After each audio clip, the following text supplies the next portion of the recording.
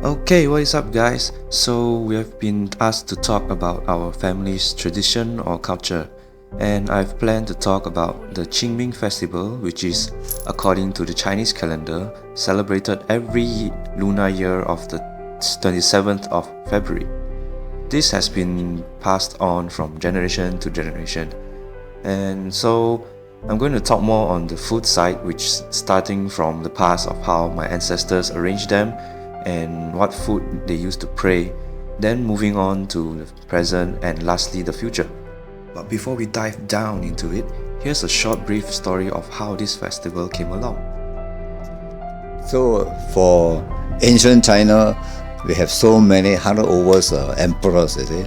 So each and every one of them, they are also very, very precious on this day.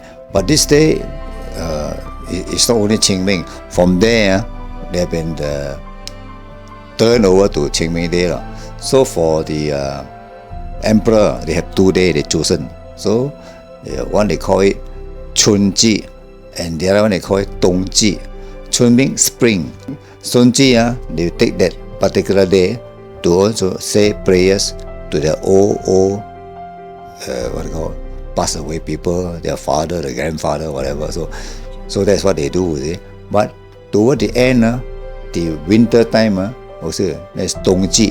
Also they do that, you see. So these 2 seasons they do. So whatever it is, now since the emperor are so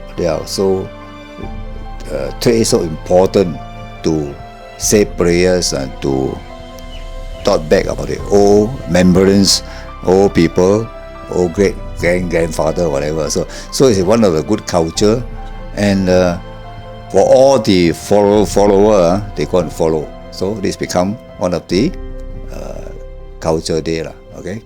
So during my great-grandparents' generation, they always clean up the cemetery and only then they start to pray with simple fruits such as pears, bananas, and apples. No lah, not that kind of apple lah, these kind of apples, and along with 3 small cups of tea.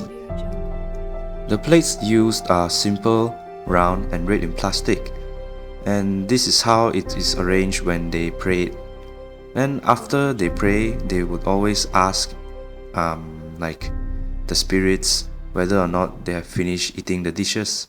So in order to know, right, we will use 2 praying coins, which is run in the family lah. And if it's both head or tail, that means they are not done yet. Whereas if it's a head and a tail, means they are finished and we are ready to clean it up. We practice this culture up till now, but this time we pray both outside and in. As for the outside, right, we always follow our ancestors' steps to pray, as like how they used to pray before lah, the 3 plates and then arrange the foods like that.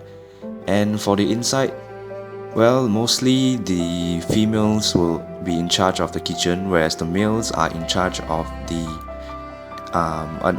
in charge of cleaning the area, arranging the cutleries and folding the gold papers. This is how we arrange the food when we pray at home.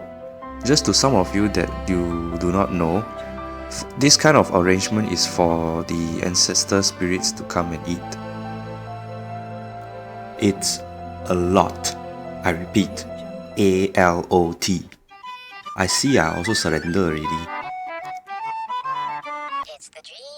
I cannot. And again, after some time, we will use the 2 praying coins to ask whether they have finished eating, so that we can keep the food and heat it up for lunch.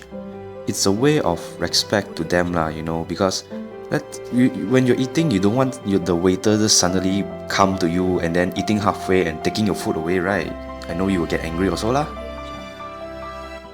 So, for the future, if you ask me whether or not if I would want to follow my ancestors' footsteps and the current footsteps, well, I would say that I would follow my ancestors' footsteps because it's our culture, it's how we do it.